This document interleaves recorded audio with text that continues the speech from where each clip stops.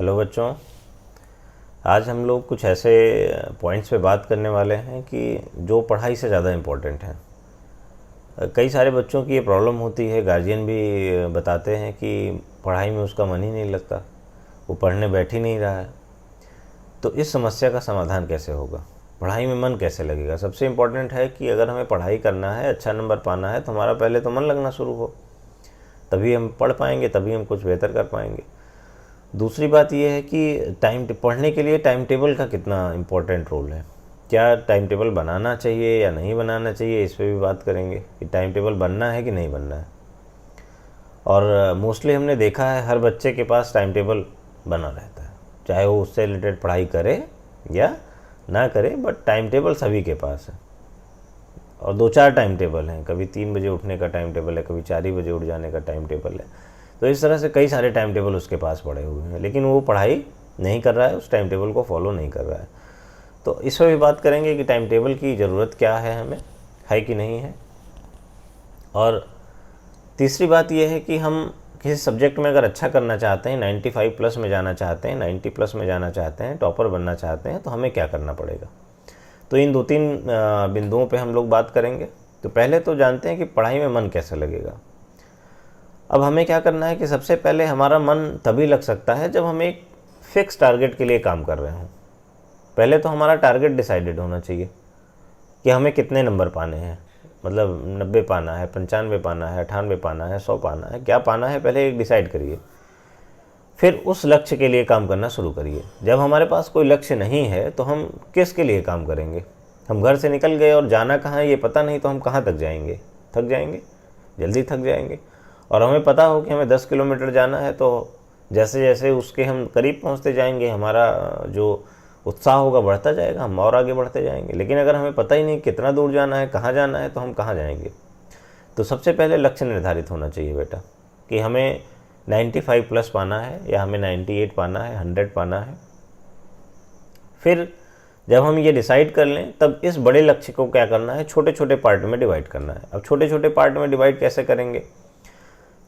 जैसे शुरुआत से बात करते हैं कि मान लीजिए हमारा मन नहीं लगता पढ़ने में और हम चाहते हैं कि हम कुछ अच्छा करें। देखो, हर बच्चे की एक चाहत होती है कि हम अच्छा करें, लेकिन फिर वो कर नहीं पाता और उसको छोड़ता चला जाता है, फिर उस पढ़ाई से दूर होता चला जाता है।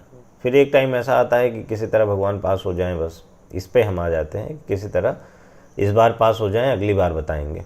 और फिर अगली बार आता है तो यही रहता है कि इस बार पास हो जाएं, अगली बार बताएंगे, और ये अगली बार कभी आता नहीं है। तो पहले क्या करें, हम छोटा सा लक्ष्य डिसाइड करें, मतलब अपने बड़े वाले लक्ष्य को, अपने बड़े वाले टारगेट को हम छोटे छोटे पार्ट में डिवाइड करें। अब क्या करना है, शुरुआत कहाँ से करना है। मान लीजिए कोई एक चैप्टर लिया और उस चैप्टर के कुछ टॉपिक, अगर आपको एकदम नहीं मन लग रहा है तो एक टॉपिक लीजिए, और आपका थोड़ा मन लगता है, थोड़ी देर बैठ पाते हैं, 1 घंटे 2 घंटे, तो 2 टॉपिक 3 टॉपिक लीजिए, जो भी आपको सूटेबल लगे। अगर एकदम स्टार्ट कर रहे हैं तो 2 टॉपिक ले लीजिए, और ये एकदम मन को ये बता दीजिए कि आज हमें ये 2 टॉपिक करना ही करना है। मतलब तुम्हें भागने नहीं देंगे, मतलब तुम्हें मोबाइल नहीं देखने देंगे, फेसबुक नहीं देखने देंगे, तुम्हें कोई मैसेज नहीं करने देंगे, ना तुम्हें कहीं बाहर जाना है, ना टीवी देखना है। तुम्हें आज ये पहले 2 टॉपिक तैयार करना है। पहले उसको एकदम स्ट्रिक्टली उसको बता दीजिए कि भैया ये 2 टॉपिक आज आपको पढ़ना ही पढ़ना है। फिर जब आप अपने आप को बता रहे हो तो आप बेहतर तरीके से उसको फॉलो कर पाओगे। और जब अच्छे से इसको पढ़िए, समझिए, और एकदम उसके इनिशियल से समझना शुरू करिए। जैसे आप हमारे कोई भी वीडियो देखोगे तो उसमें हमने एकदम इनिशियल से समझाया है आपको, तो इनिशियल से पढ़ना शुरू करिए।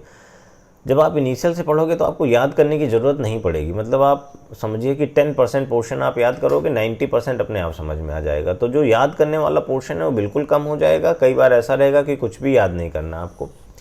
तो इससे जो आपके दिमाग पे एक बोझ पड़ रहा था, हमें इतना रटना है, पढ़ना है, वो रटने वाली कहानी ख़त्म हो जाएगी। मतलब रटना तो कोई मेथड है ही नहीं है, ये हमारा गलत तरीके से हमारी पढ़ाई होती है जो हमें रटने के लिए मजबूर कर देती है। तो पहले ये समझ लें कि हमें रटना नहीं है, हमें केवल समझना है, ठीक है ना। बहुत कम पोर्शन होगा जो हमें थोड़ा याद करना होगा, कुछ तो बेसिक हमें याद करने होते हैं, लेकिन उसके बाद हमें कुछ भी नहीं करना है। तो ये काम करना है पहले, कि पहले 2-3 टॉपिक अपने आप को देना है, उसको तैयार करना है, और तैयार करने के बाद साथ में उनकी नोट्स भी बनाते चलना है। अभी नोट्स कैसे बनाएंगे इस पर भी हम आपको बताएंगे, और एक नोट्स दिखाएंगे भी कैसे नोट्स बनती है एक्चुअल में। तो हमें ये करना है कि पहले हम उस 3 टॉपिक को तैयार करेंगे, उसका नोट्स भी बना लेंगे और इतने अच्छे से तैयार करेंगे कि जब हम उसको अपने आप से रिवीजन करना चाहें तो बिना कॉपी खोले रिवीजन होना चाहिए। तरीका क्या है कि पहले हम उन 3 टॉपिक को तैयार कर लें, फिर अगले दिन उठें मॉर्निंग में, जब भी उठ रहे हैं आप 7 बजे 8 बजे जब भी उठ रहे हैं आप, तो अपने आप से उसको रिकॉल करिए, उन टॉपिक को अपने आप से पूछिए, उसमें से क्वेश्चंस पूछिए, फिर वो अपने आप से आने चाहिए आंसर। अब क्या होगा कि आपने जितने बेहतर तरीके से तैयार किया होगा उतना कम आपको भूल रहा होगा। मान लीजिए जितना पढ़ा था उसका 90% याद रह गया, इसका मतलब हमने थोड़ा ठीक से पढ़ाई करी थी, वो पता लगा 50% भूल गया, इसका मतलब हमने ठीक से पढ़ाई नहीं करी थी।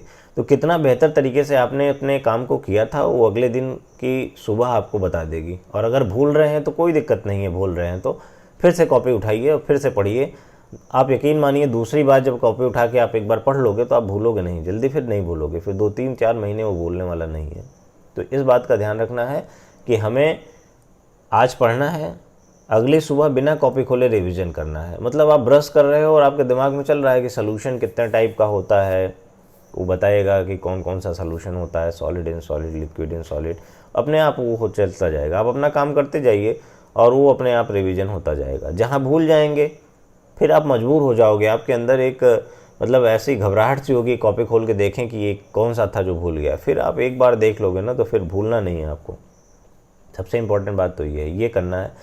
और जब अपना जो आपको गिवन टारगेट जो भी आपने दिया था अपने आप को, जब वो हो जाए तो अपने आप को अप्रिसिएट करिए कि हाँ आज तुमने कुछ काम किया है, अच्छा काम किया है, और धीरे धीरे करके हम इसको बढ़ाते जाएं। जैसे आज 3 टॉपिक हो गया, अगले दिन 3 हो गया, अगले दिन 3 हो गया, तो फिर 4-6 दिन बाद इसको बढ़ा के 4 कर दीजिए, 5 कर दीजिए। फिर एक दिन ऐसा आ जाएगा बेटा कि आप एक चैप्टर को एक दिन में तैयार कर पाओगे, आपको लगेगा कि ये तो बेहद आसान काम था, हम कर ही नहीं पा रहे थे। तो जो बच्चे अच्छा करते हैं ना वो इन सब बातों को फॉलो करना शुरू करते हैं, फिर उनको फ़ायदा मिलना शुरू हो जाता है। आपको देखो स्टार्ट तो करना पड़ेगा, सबसे मुश्किल स्टार्ट होता है। अगर आपने स्टार्ट कर दिया तो आप बहुत आगे जाओगे, ठीक है ना। तो पहले ये काम करिए। अब बात करते हैं कि टाइम टेबल का क्या रोल है इसमें। टाइम टेबल बनाना है कि नहीं बनाना। टाइम टेबल तो सबने बना लिया कि 3 बजे उठना है सुबह और 3:30 से पढ़ने बैठ जाना है, 8 बजे तक पढ़ना है, 8 बजे चाय पीना है, फिर 9 बजे से पढ़ने बैठ जाना है, फिर 2 बजे तक पढ़ना है। टाइम टेबल तो बड़ा स्ट्रिक्ट बना दिया, मतलब उसमें 15 घंटे का पूरा शेड्यूल बना दिया कि 15 घंटे पढ़ाई करनी है और इस बार एकदम मतलब 98+ में चले जाना है, एकदम छप्पर फाड़ देना है। अब पता लगा कि टाइम टेबल बनाए तो बनाने में भाई मेहनत लगी, थक गए, तो कहीं इसको अगले दिन से फॉलो करेंगे, आज से नहीं अगले दिन से। यहाँ पे सबसे बड़ी मिस्टेक।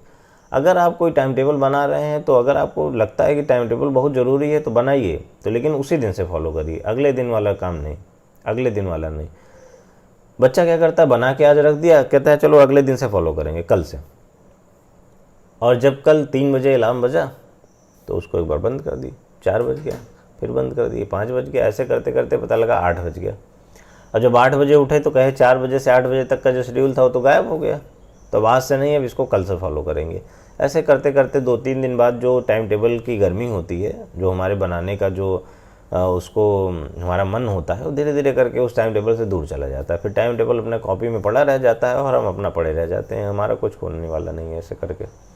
तो टाइम टेबल की सही बताएं तो कोई ज़रूरत नहीं होती है, टाइम टेबल बनाना इतना ज़रूरी नहीं है। लेकिन अगर आपको लगता है कि बनाना चाहिए तो जिस दिन बनाइए उसी दिन से फॉलो करिए और बहुत स्ट्रिक्ट टाइम टेबल ना बनाएं। जो आपका कंफर्टेबल टाइम हो उठने का, 6 बजे 7 बजे, उस टाइम से टाइम टेबल बनाइए। ये नहीं कि हम अपने आप को बोल दें कि 3 बजे उठना है और हम उठ 8 बजे रहे हैं, तो ये नहीं हो पाएगा। तो आप ऐसी बात मत करिए कि जो हमारे कंफर्टेबल जोन में नहीं है। पहले आप कंफर्टेबल जोन से ही काम करना स्टार्ट करना पड़ेगा, फिर हम धीरे धीरे करके जब हमारा मन लगने लगेगा ना तो हमें खुद ही नींद नहीं आएगी, हम खुद ही और ज़्यादा पढ़ने की कोशिश करना शुरू कर देंगे, समझ रहे हैं ना। तो इस वजह से आप 7 बजे उठते हैं तो कोई दिक्कत नहीं है, आप 7 बजे से टाइम टेबल बनाइए और 7 बजे से फॉलो करना शुरू करिए, 7 बजे से पढ़ना शुरू करिए। बिना टाइम टेबल के भी पढ़ा जा सकता है कि आज हमें फिजिक्स में इतना करना है, केमिस्ट्री में इतना करना है, मैथ्स में इतना करना है। हमने एक टाइम टेबल, हमने एक अपने आप को टारगेट एक दिन पहले ही दे दिया, एक दिन पहले ही दे दिया। आज का जैसे टाइम टेबल, आज का हमने टारगेट अचीव कर लिया, तो फिर आज रात में ही अपने आप को एक टाइम टेबल, फिर एक टारगेट फिर दे दिया कि कल सुबह का क्या काम है, ठीक है ना। लेकिन जिस दिन हम बना रहे होंगे, जिस एक गिवन टॉपिक को फॉलो करने का पूरा करने के बाद ही अगला टॉपिक डिसाइड करेंगे क्या करना है। और रिवीजन हमेशा, मतलब रिवीजन तो आप कहीं जा रहे हो, जैसे मार्केट जा रहे हो, अपन में दिमाग सोचते रहो कि कंसंट्रेट सोल्यूशन क्या होता है, डाइल्यूट सोल्यूशन क्या होता है, वेंट ऑफ फैक्टर क्या होता है, आई की वैल्यू कैसे आती है, ये सब अपने आप ऐसे दिमाग में चलता रहता है आदमी का ना। हाइड्रोकार्बन्स क्या होते हैं, कितने टाइप के होते हैं, एरोमेटिक हाइड्रोकार्बन क्या होता है, अपने आप से पूछते रहिए तो अपने आप रिवीजन होता जाएगा। पोलर नॉन पोलर क्या होता है, ऐसे अपने दिमाग में सब आंसर होता जाएगा। अगर नहीं हो पाएगा तो आप किताब उठा के देखोगे। किताब उठा के जब देख लिए ना एक बार तो फिर भूलने वाला नहीं जल्दी से। लेकिन कब, जब दिमाग आपका रिकॉल कर रहा है कि नहीं आ रहा है, उसको देखो देखो देखो, तब ऐसे किताब उठा के देखोगे तो भूल जाएगा। समझ रहे हो ना बात? तो ये ध्यान देने वाली बात है, ये यहाँ पे सबसे ज़्यादा इंपॉर्टेंट बात है कि यहाँ पे हमें ध्यान देना है। अब क्या करना है कि जब पढ़ने में मन लगना शुरू हो जाए, 2-3-4 चैप्टर हो जाए, तब बात करेंगे कि ऑर्गेनिक को कैसे बेहतर करें, इनऑर्गेनिक को कैसे बेहतर करें, फिजिकल को कैसे बेहतर करें। अब 10+2 लेवल पे बात करें, 12th लेवल पे बात करें, तो सबसे ज़्यादा इंपॉर्टेंट पोर्शन ऑर्गेनिक का होता है, सबसे ज़्यादा कॉन्सेप्चुअल पार्ट ऑर्गेनिक का होता है। तो ऑर्गेनिक में अगर आप बेहतर करना चाहते हो तो पहले कुछ बेसिक बातें आपको बेहतर करनी होगी, ठीक है ना। क्या क्या बेहतर करना होगा? सबसे पहले तो IUPAC नेम लिखना आना चाहिए, मतलब IUPAC कायदे से लिखना आना चाहिए। फिर उसके सारे रूल्स वगैरह सब पते होने चाहिए। हमने तो सारे IUPAC के रूल को 2 रूल में ही एक्यूमुलेट कर रखा है, तो आपको ज़्यादा कुछ करने की ज़रूरत नहीं है। IUPAC से रिलेटेड आप जो है एक्सरसाइज में जाइए, उससे रिलेटेड एग्जाम्पल करिए। तो आपको जितने ज़्यादा एक्सरसाइज उसमें करोगे, जितने ज़्यादा प्रैक्टिस करोगे, उतना बेहतर वो होता जाएगा। तो पहले IUPAC करिए, उसके बाद इलेक्ट्रॉन डिस्प्लेसमेंट इफेक्ट करिए। 4 इलेक्ट्रॉन डिस्प्लेसमेंट इफेक्ट पढ़ा था, inductive effect, electromeric effect, hyper conjugation effect and resonance effect. तो इन चारों इफेक्ट को पहले बेहतर करिए, और आप यकीन नहीं होगा यही 4 इफेक्ट आपको एग्जाम में, 4 क्या बल्कि 2 ही effect, inductive effect and resonance effect, यही 2 इफेक्ट कम से कम बोर्ड एग्जाम में 4 से 5 नंबर दिला सकते हैं। तो इस तरीके से हम अपने जो हमारा जो कंटेंट है, जितना पढ़ना है उसको हम छोटा कर देंगे। लेकिन पहले समझ तो आए आपको, पहले आपको मतलब एक समझ तो बने टॉपिक को लेके। तो पहले आप 2 काम करें, एक IUPAC नेम पढ़ें और एक इलेक्ट्रॉन डिस्प्लेसमेंट इफेक्ट को पढ़ डालें। फिर आपको हाइब्रिडाइजेशन निकालना आना चाहिए, एप्लीकेशंस ऑफ हाइब्रिडाइजेशंस आनी चाहिए। फिर आपको बॉइलिंग पॉइंट कंपेयर करना आना चाहिए। बॉइलिंग पॉइंट कंपेयर करने के लिए आपको पोलरिटी कंपेयर करना आना चाहिए। आपको हाइड्रोजन बॉन्डिंग चेक करना आना चाहिए कि किस कंपाउंड में हाइड्रोजन बॉन्डिंग है, किस में नहीं है। आपको आइसोमेरिक कंपाउंड्स के सरफेस एरिया को कैलकुलेट करना आना चाहिए। तो ये सब बातें हैं जो बेसिक्स अगर हमारे तैयार होंगे तो हम ज़्यादा बेहतर कर पाएंगे। तो पहले आप ऑर्गेनिक केमिस्ट्री के पोर्शन पे ध्यान दें और उसको बेहतर बनाने की कोशिश करें। वो अगर बेहतर बन गया तो आप समझिए कि आप 90+ में जाने की उम्मीद अपने आप से कर सकते हैं। तो पहले तो हमने अभी एकदम इनिशियल बताया है कि ऑर्गेनिक में कहाँ से स्टार्ट करना है, और इनसे रिलेटेड वीडियो हम आपको देंगे। अगर आपको ज़रूरत है तो आप हमें बताएं कि सर ये वाले वीडियो चाहिए, तो हम उससे रिलेटेड आपको वीडियो दे देंगे।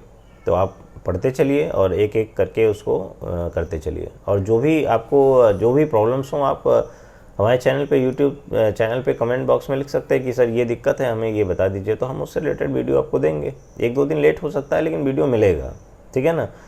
तो आपको उससे रिलेटेड पढ़ाई करनी है तो आपको कंटेंट मिलेगा, आप इसके लिए बिल्कुल भी परेशान ना हो, ठीक है ना। घर पे रहें, पढ़ते रहें, और जैसा भी होगा, जो भी समस्याएं होंगी हमें बताते रहें। तो हम तो सब कुछ अवेलेबल करा ही रहे हैं आपको टेंशन लेने की कोई ज़रूरत ही नहीं है कि हमारा कैसे होगा, कैसे सिलेबस कंप्लीट होगा, सब कुछ होगा, ठीक है ना। अब धीरे धीरे करके स्कूल भी खुलने का टाइम आ रहा है कि स्कूल भी खुल जाएगा, तो इतनी ज़्यादा टेंशन नहीं होगी, ठीक है। तो अभी जितना बताया उतना करिए, इसके बाद फिर आगे हम आपको बताएंगे कि ऑर्गेनिक केमिस्ट्री में कैसे कैसे क्या क्या करना है, इनऑर्गेनिक में क्या करना है, फिजिकल में क्या करना है। फिर एक एक करके आपको वीडियो मिलते जाएंगे। Thank you.